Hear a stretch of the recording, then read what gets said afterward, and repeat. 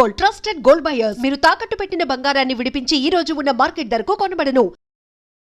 నమస్కారం, welcome to I dream. ధర్మ మార్గం విత్ విజిత కార్యక్రమానికి స్వాగతం.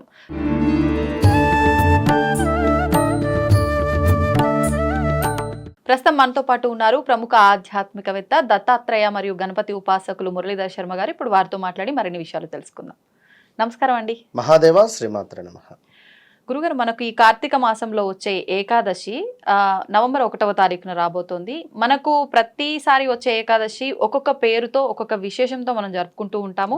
ముఖ్యంగా ఏకాదశి అంటే ఉపవాసం. మరి ఈసారి వచ్చే ఈ ఏకాదశి ఏ పేరుతో రాబోతుంది, దాని యొక్క విశిష్టత ఏంటి, ఆ రోజు మనం ఆచరించాల్సిన విధి విధానాలు ఏంటో తెలియజేయండి. తప్పకుండా. మనకు ఉండేటువంటివి 12 మాసాలు. 12 మాసాలలో కూడా నెలలో సుమారుగా 2 ఏకాదశులు అనుకున్నా కూడా 24 ఏకాదశులు అనేటువంటివి ప్రతిదీ కూడా మనకు విష్ణుమూర్తికి ఎంతో ప్రీతి. ఇందులో ముఖ్యంగా 2 ఏకాదశులలో ఒకటి వచ్చేసి మనకు ఆషాఢంలో వచ్చేటువంటి ఏకాదశి, ఈ యొక్క కార్తీక మాసంలో వచ్చేటువంటి ఏకాదశి. అప్పుడు ఆ ఆషాఢంలో వచ్చినటువంటి ఏకాదశి ఏమిటంటే శయన ఏకాదశి, అంటే విష్ణుమూర్తి పవలింపు అనేటువంటి ఏకాదశిగా యోగ నిద్రలోకి వెళ్ళేటువంటి క్రమము. ఇప్పుడు ఈ కార్తీక మాసంలో వచ్చేటువంటి ఏదైతే ఏకాదశి మనకు ప్రభోధిని ఏకాదశిగా పిలువబడేటువంటి ఏకాదశి శనివారం రావడము ఎంతో విశేషము. ఈ ప్రభోధిని ఏకాదశి రోజు స్వామివారి యొక్క మేలుకొలుపు జరిగేటువంటి మేలుకునేటువంటి పరిస్థితి, అంటే యోగ నిద్రలో నుండి మేలుకునేటువంటి పరిస్థితి. అదేవిధంగా ఈ యొక్క చాతుర్మాస ఏదైతే ఉందో అది కూడా ఈ మనకు ప్రభోధిని ఏకాదశితో కంప్లీట్ అయ్యేటువంటి పరిస్థితి కనుక సుమారుగా 4 నెలలు స్వామి ఈ విధంగా పవలింపు అటు పిమ్మట నిద్ర మేలుకునేటువంటి తరుణం కనుక మరి ఈ ప్రభోధిని ఏకాదశి రోజు నాడు విశేషంగా ఎవరైతే స్వామివారిని పూజించుకుంటారో, అంటే ఒకరు అంటే ఈ యొక్క మానవ జీవితంలో మామూలుగా నిద్రలోంచి మనము లేచిన తర్వాత ఎవరైనా మనల్ని ఎవరైనా పొగిడితేనే ఏదో ఒక రకమైనటువంటి ఒక ఫీల్లోకి మనం వెళ్తాం. అబ్బా ఈరోజు బాగుండాలి మీ యొక్క లైఫ్, ఇప్పుడే నిద్ర లేచారా, హాయ్ గుడ్ మార్నింగ్ అన్న అంటే విష్ చేయడం ఎంతో పరిస్థితి మనకు. దానివల్ల అద్భుతమైనటువంటి పరిస్థితి మనకు నెలకొంటుంది. అదేవిధంగా ఒక భగవంతుడు నిద్ర మేలుకొనుపు సమయంలో మనం ఆచరించేటువంటి పూజలు, స్వామికి నివేదన చేసేటువంటి యొక్క నైవేద్యాలు కావచ్చును, తాంబూలం కావచ్చును, ఇది ఎంతో విశేషమైనటువంటి ఫలితాన్ని తెచ్చిపెడుతుంది. అయితే ఈ రోజు నాడు ఈ యొక్క శనివారం రావడము, కార్తీక మాసము అద్భుతం. ఎందుకంటే ఏకాదశి రావడం కనుక చక్కగా ఉపవాస దీక్షను చేసినటువంటి వారికి, ఎవరైతే స్త్రీమూర్తులు కావచ్చును, అదేవిధంగా పురుషులైనా కావచ్చును, తొందరగా వివాహం కావచ్చును, అదేవిధంగా వారి యొక్క బిజినెస్ డల్గా ఉంది అని అనుకునేటువంటి సందర్భంలో కానీ, ఇప్పుడు గత కొన్ని రోజుల నుండి చూసుకున్నట్టయితే అంటే సుమారుగా కొన్ని రాశుల వారికి బాగాలేదు, జనరల్గా చెప్తున్నాను నేను. అందులో ముఖ్యంగా తులారాశి కావచ్చును, ఉదాహరణకు మేషరాశి, అదేవిధంగా సింహరాశి. ఇట్టివారు దర్శించుకునే ప్రయత్నం చేయండి. ఎప్పటి నుంచి ఎప్పటి వరకు బాగాలేదు అంటున్నారు వీళ్ళకి? గత 8 నెలల నుండి నెగిటివ్ ఇంపాక్ట్ ఉంది సుమారుగా. కుంభరాశి ఆల్సో ఎప్పటి వరకు ఉండబోతుంది? ఇది కొన్ని రోజులు ఉంటుంది, సుమారుగా ఒక 2-2.5 సంవత్సరాలు ఉంటుంది ఎఫెక్ట్.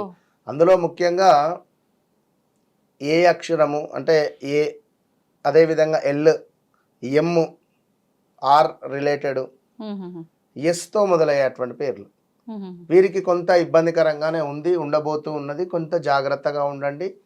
ఈ ప్రభోధిని ఏకాదశి రోజు నాడు తప్పకుండా స్వామివారి యొక్క అనుగ్రహాన్ని పొందే ప్రయత్నం చేస్తూ ఈరోజు ఏం చేయాలి అంటే మీరు భాగవతాన్ని చదువుకోవాలి.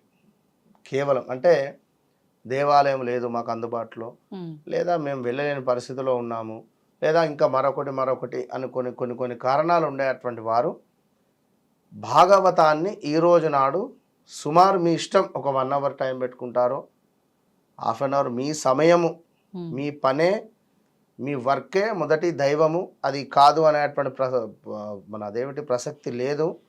బట్ సమయాన్ని కొంత తీసుకొని ఇది రోజు చాలా అద్భుతమైనటువంటి రోజు కనుక మీరు ఒక దీపారాధన చేసి తులసి చెట్టు వద్ద దీపారాధన చేసి రావి చెట్టు వద్దకు వెళ్ళి ఆ రావి ఆకులపై కొంత శర్కర ఉంటుంది, మనకు షుగర్ రిలేటెడ్, ఈ శర్కరను ఆ యొక్క రావి ఆకులపై చల్లండి. చక్కగా కూడా రావి ఆకులపై చల్లేసి ఒక 4 అగరబత్తులను ఆ యొక్క చెట్టు మొదట్లో పెట్టి దీపారాధన చేసి సుమారుగా ఒక 11 ప్రదక్షిణాలు చేసి కుదిరితే చెట్టు కింద కూర్చొని చదవండి భాగవతం, లేదా విష్ణు సహస్రనామాలైనా కూర్చొని చదవండి.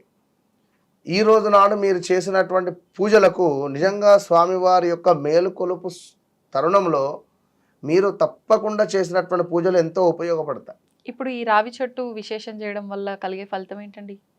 సకల పాప నివృత్తి. ఎవరైనా రావి చెట్టు అంటేనే మనకు విష్ణుమూర్తిగా కొలుచుకునేటువంటి పరిస్థితి. ఇంట్లో మనము పూజించే పరిస్థితి లేదు, లేదా మనకు ఆ యొక్క విష్ణు ఆలయాలు లేవు, ఎక్కడో మనకు రావి చెట్టు ఉంది, రావి చెట్టును కొలవండి.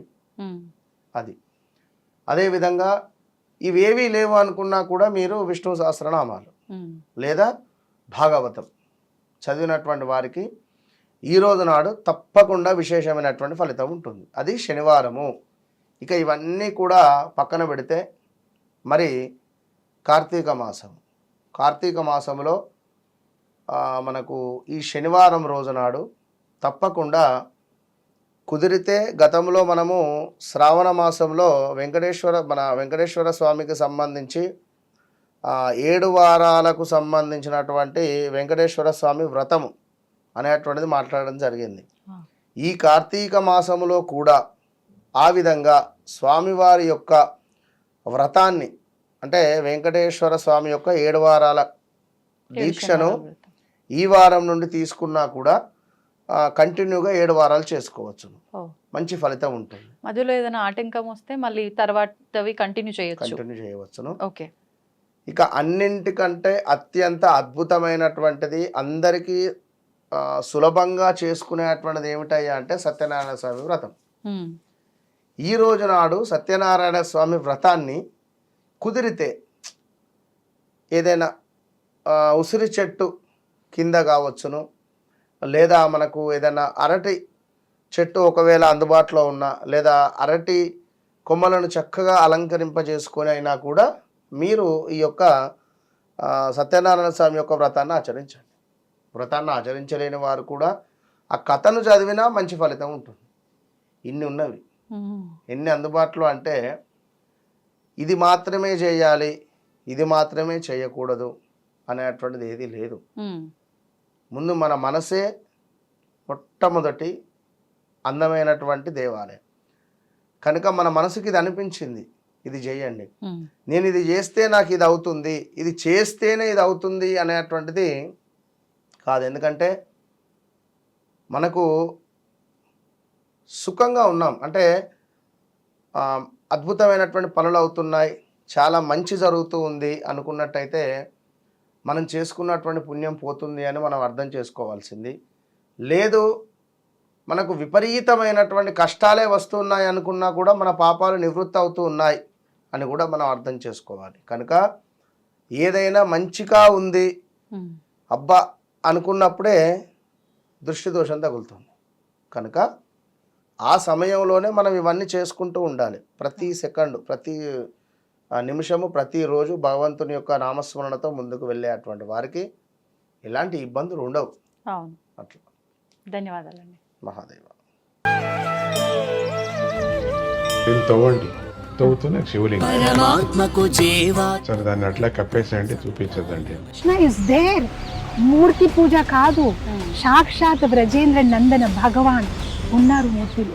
ఏమీ ఆశించకుండా ఆరాధించే వాళ్ళు కూడా ఉన్నారా ప్రభుజీ? నిజమైన భక్తి అంటే మనకు తెలియదు కాబట్టి